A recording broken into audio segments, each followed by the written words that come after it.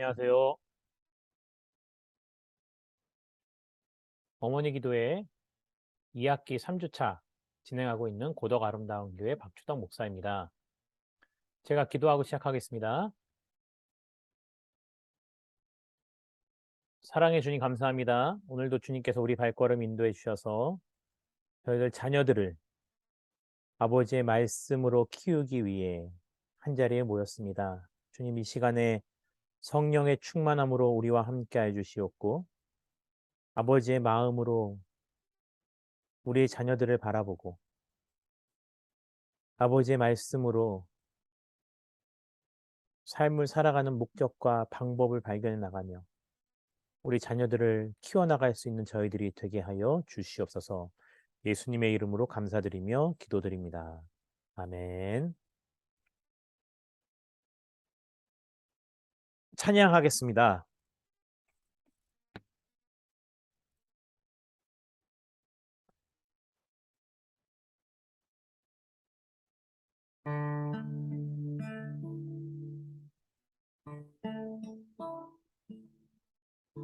참 아름다워라 주님의 세계는 저 솔로몬의 옷보다 더러운 백합화 주 찬송하는 듯 저 맑은 새소리 내 아버지의 지으신 그 솜씨 깊도다 참 아름다워라 주님의 세계는 저 아침에 와 저녁 논 밤하늘 빛난 별 망망한 바다와 늘 푸른 봉우리 다 주 하나님 영광을 잘 드러내도다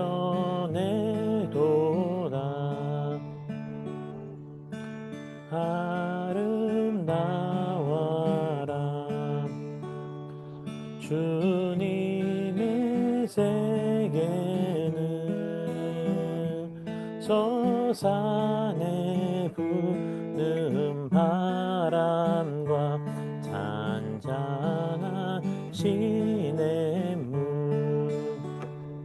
그 소리 가운데 주 음성 들리니 저 하나님의 큰 뜻을 날 듯하도다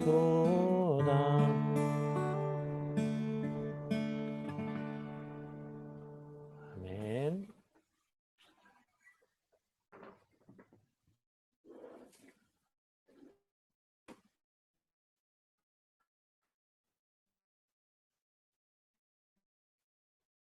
우리 말씀 봉독하겠습니다. 본문 말씀은 여호수아서 8장 30절부터 35절까지의 말씀입니다.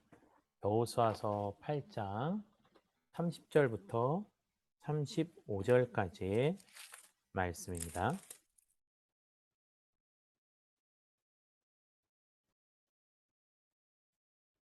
우리 한 목소리로 다 함께 봉독하겠습니다. 그때 여호수아가 이스라엘의 하나님 여호와를 위하여 에발산에 한 제단을 쌓았으니 이는 여호와의 종 모세가 이스라엘 자손에게 명령한 것과 모세의 율법책에 기록된 대로 쇠 연장으로 다듬지 아니한 새 돌로 만든 제단이라.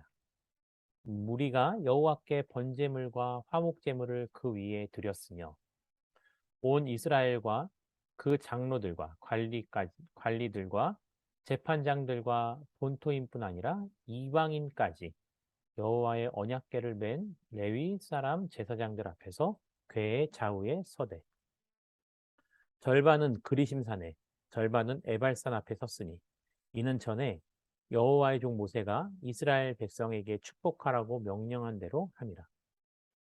그 후에 여호수아가 율법책에 기록된 모든 것대로 축복과 저주하는 율법의 모든 말씀을 낭독하였으니 모세가 명령한 것은 여호수아가 이스라엘 온 회중과 여자들과 아이와 그들 중에 동행하는 거류민들 앞에서 낭독하지 아니한 말이 하나도 없었더라. 아멘. 오늘은 여호수아서 8장 30절부터 35절까지의 말씀을 통해서 우리가 무엇을 기도해야 될지 살펴보도록 하겠습니다.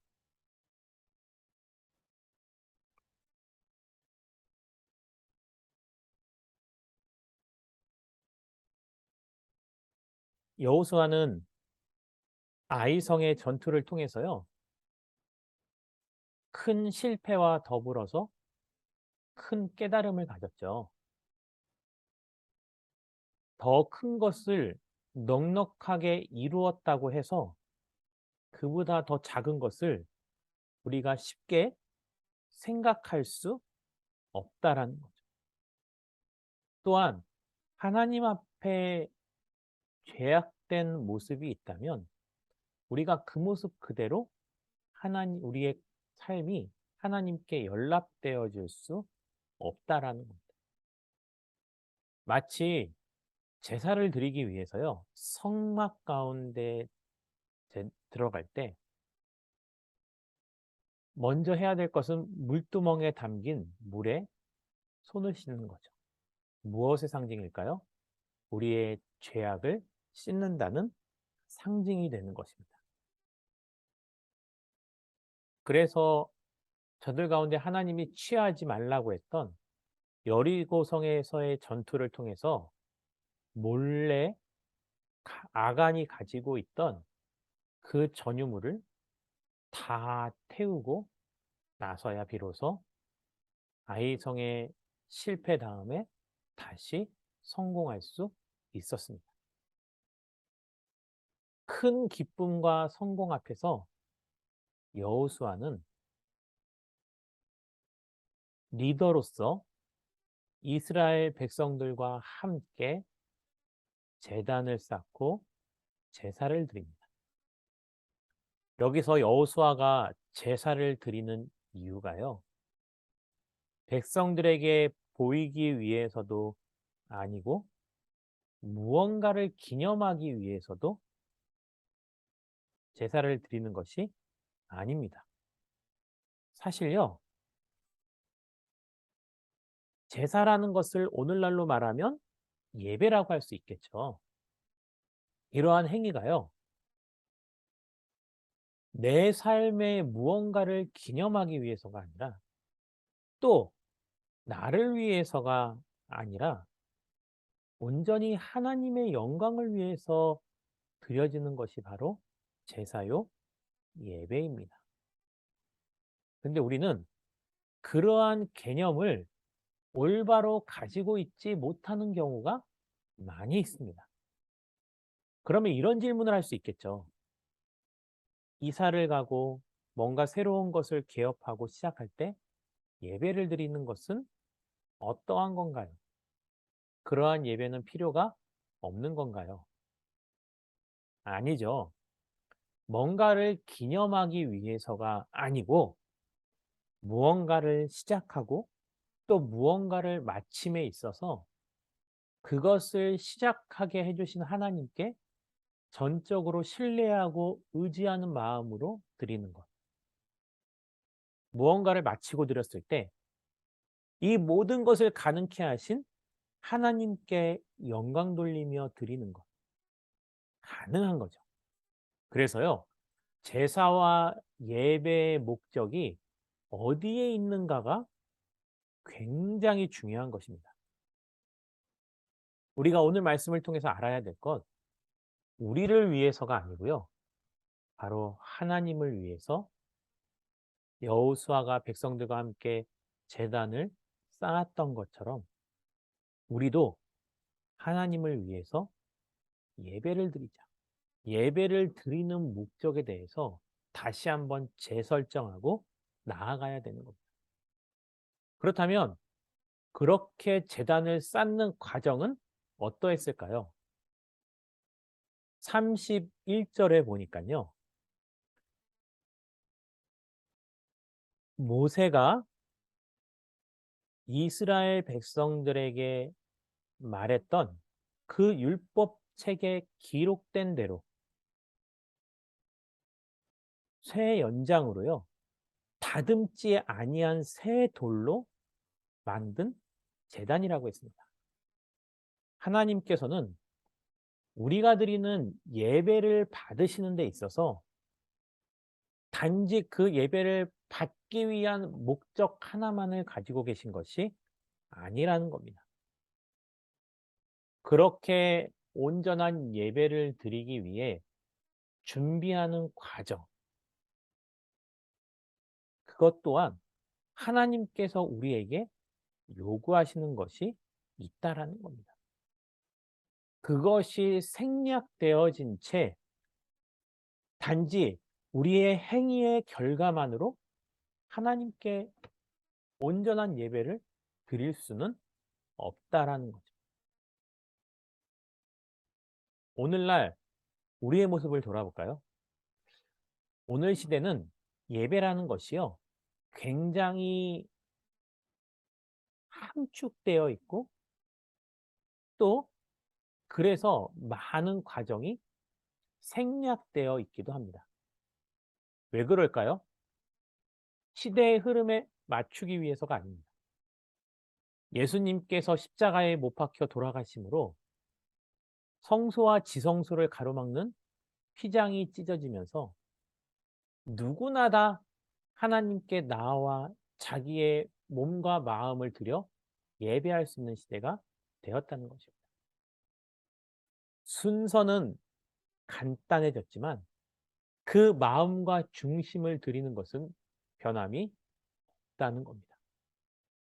그렇다면 우리는 내가 하나님께 예배를 드리는 데 있어서 마치 제단을 쌓는 데 있어서 율법에 기록된 대로 쇠 연장으로 다듬지 않은 돌로 제단을 쌓는 것과 같은 일련의 준비하는 과정이 필요하다라는 것. 혹시 오늘날 시대로 인해서 그러한 과정이 많이 생략되었다고 해서 혹시 예배를 드리러 나오는 데 있어서 내가 당연히 준비해야 될 것들에 대해서 준비하지 않고 그저 몸만 가지고 나오는 것은 아닌지요. 언제 레위기서를요 강해할 시간이 있을 텐데요. 이와 같은 일련의 과정은요. 레위기서를 살펴보면요. 굉장히 하나님께서는 세밀한 과정, 정해놓은 과정을 통해서 영광을 받으시기 원한다는 것을 알 수 있습니다. 또한 계속해서 여호수아의 말씀을 보면요. 그렇게 제단을 쌓고 제사를 드리는 데 있어서 온 이스라엘과 그 장로들과 관리들까지도 제사장들과 본토인뿐 아니라 이방인까지도요. 여호와의 언약궤를 맨 레위 사람 제사장 앞에서 궤의 좌우에 서되 뭔가 배치도가 정해져 있다라는 거죠. 또 여기서 하나 유념할 것은 하나님의 언약궤를 메는 지파의 사람들이 정해져 있다라는 거예요. 이처럼 하나님께서는요. 본인이 영광 받으시기 위해서 그 온전한 제사를 드리기 위한 정확한 일련의 과정을 하나님께서는 요구하신다라는 겁니다. 그리고 나서요. 또 무슨 일이 있었냐면요. 여호수아는 이스라엘 백성들을 반으로 나눕니다. 왜요? 모세가 그렇게 한 것처럼. 그래서 절반은 그리심산에, 절반은 에발산 앞에 세워둡니다. 이것이요. 두 백성들을 구분지어서 편애하기 위한 것은 아닙니다. 이것은요. 하나님의 말씀에 대한 본질적인 의미를 백성들에게 알려주는 거죠. 마치 제단을 쌓고 드리는 행위도 하나님의 말씀에 기록돼 있는 것처럼 오늘 여호수아가 이스라엘 백성들을 축복하는 데 있어서도 말씀의 균형을 이루기 위한 두 가지의 종류를 선포하고 있는 것입니다. 그래서요. 34절에 보면요. 어떻게 기록되고 있냐면요. 그렇게 그리심산과 에발산에 반반 나눠서 서 있는 백성들을 향해서 여호수아가 축복을 하는데요. 그 축복의 내용이 율법에 기록된 대로 여호수아가 임의적으로 구분지은 것이 아니고요. 하나님 말씀에 원래 기록돼 있던 그것 그대로 축복과 저주를 낭독하는 거죠. 우리는 여기서요. 저주라는 말 앞에서 상당히 마음의 불편함을 가질 수 있을 것입니다. 왜일까요? 어느 누구도 원치 않는 말이기 때문에. 하지만 성경이 하나님의 말씀이고 그 말씀이 우리에게 유익이 되는 이유는요. 우리가 하나님 말씀대로 살아가면 우리에게 놀라운 은혜가 있다라는 것, 축복을 누리며 산다는 것. 또 하나는 우리가 말씀을 지켜 행하지 않으면 결국은 그 말씀이 약속하는 결과로서 우리는 나뿐만이 아니라 우리 주변에 있는 많은 사람들이 상당한 고통을 당할 수 있다라는 것입니다. 그래서요, 축복에 대한 약속도 우리에게 필요한 거고요. 우리가 말씀을 따라 살아가지 않을 때 그 결과로 얻어지는 고통과 아픔도 결국은 그것을 통해서 말씀을 떠나 살지 말라는 하나님의 뜻이 있는 것이기 때문에 성경은 축복의 말씀이든 저주의 말씀이든 우리는 있는 그대로 다 받아들이는 것입니다. 그래서 여호수아는요.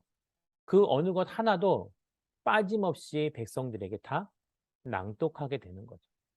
그래서 이와 같은 기도의 제목을 가질 수 있습니다. 첫 번째요. 하나님 여호와를 위해서 제단을 쌓았다라는 말씀처럼 이제는 우리를 위해서가 아니라 하나님을 위해서 예배를 드리자. 우리의 자녀들을 위해서 기도할 때요. 너의 삶의 안전을 보장받기 위해서, 엄마를 위해서, 또 그런 것 다른 이유서가 아니고요. 오직 하나님의 영광을 위해서만 우리가 예배드려야 되는 자녀로 키워야 한다는 것. 두 번째입니다. 율법책에 기록된 대로 여호수아가 그렇게 낭독한 것처럼 우리도요. 말씀을 듣고 실천하는 삶을 살아야 한다라는 겁니다. 우리가 보면요. 말씀을 듣고 실천한다라는 것은요. 사실 신약 성경에서 말하고 있는 이 알다라는 단어가 있는데요. 바로 기노스코라는 단어입니다. 이 단어의 의미를 보면요. 우리는 일반적으로 알다라는 단어이기 때문에 우리가 귀로 듣고 마음에 새기는 입력만 생각하실 수도 있겠지만 그렇지 않습니다. 성경에서 우리에게 말하는 말씀을 듣는다라는 것은요, 무엇도 포함되어 있냐면요, 바로 실천하는 것도 포함되어 있다라는 것입니다. 우리 자녀를 위해서 함께 기도하는 어머니들, 여러분들은 하나님의 말씀을 어떻게 실천하고 살아가고 계십니까? 세 번째, 말씀을 균형 있게 소화하는 삶이 필요합니다. 성경에는 축복과 저주, 교훈과 책망이 함께 존재한다라는 것. 우리가 이 두 개를요, 건강하게 소화해야 영적인 편식을 하지 않게 되고 영적인 건강함을 가질 수 있다라는 것입니다. 그래서요, 오늘 이 말씀을 기억하면서 우리 이렇게 기도하겠습니다. 우리 믿음의 자녀들이 하나님을 위해서 예배드리는 자가 되게 달라고, 또 말씀을 듣고 실천하는 삶을 살게 달라고, 세 번째로는 말씀을 균형 있게 소화하는 믿음의 자녀들이 되게 달라고, 우리 오늘 이 말씀을 기억하면서 우리 자녀들을 위해서 기도하겠습니다.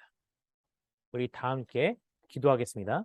할렐루야. 사랑이 마실 하나님 아버지, 이 시간 저희들 간절히 기도할 때는 오늘의 말씀을 기억하여 우리 자녀들을 위해서 기도합니다. 주님, 우리의 자녀들을 키워나가는 데 있어서 온전한 예배를 드리는 주의 백성이 되어지기를 간절히 소망합니다. 주님, 특별히 이 시간 우리 자녀들이 나를 위해서가 아니라, 부모를 위해서가 아니라 하나님의 영광을 위해서 온전한 예배를 드리는 믿음의 자녀들로 세워주시옵소서. 우리를 부르신 이유는 우리의 자녀들을 그렇게 키우기 위해서 우리를 부르신 것입니다. 주님, 그러한 삶이 우리의 삶이 되어질 수 있도록 인도하여 주시옵소서. 또한 말씀을 가까이 하고 따라가는 삶을 살아가기를 소망합니다. 주님, 우리가 이 세상을 살아가는 방법을 다른 곳에서 찾지 아니하고 하나님의 말씀에서 찾게 하여 주시옵고, 그러기 위해서 말씀을 날마다 날마다 더욱더 가까이 다가가는 저희들 되게 하여 주시옵고, 그것을 단지 이성적으로 배우는 것으로 끝나지 않고 말씀을 마음 가운데 심고 말씀대로 살아가는 우리 부모들이 되게 하여 주시옵고, 우리의 믿음의 자녀들이 되게 하여 주시옵소서.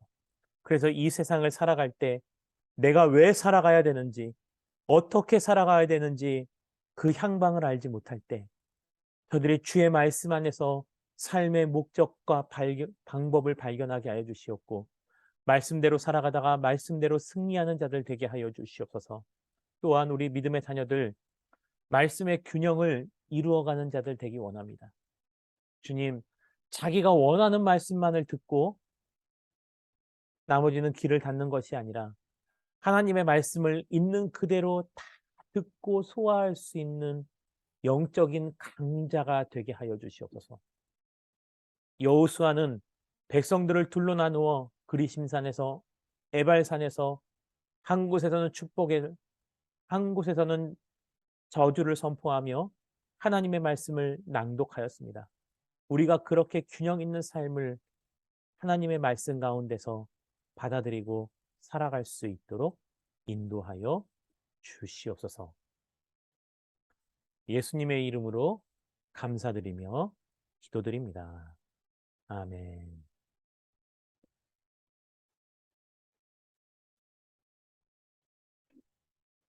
공지사항 전해드리겠습니다.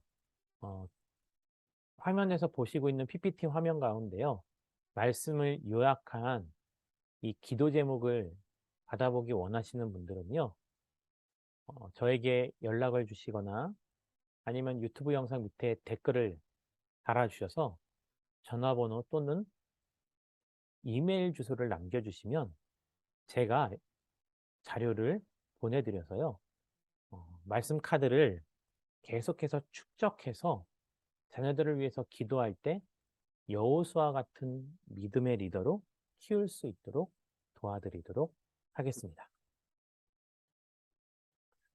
교재가 필요한데요.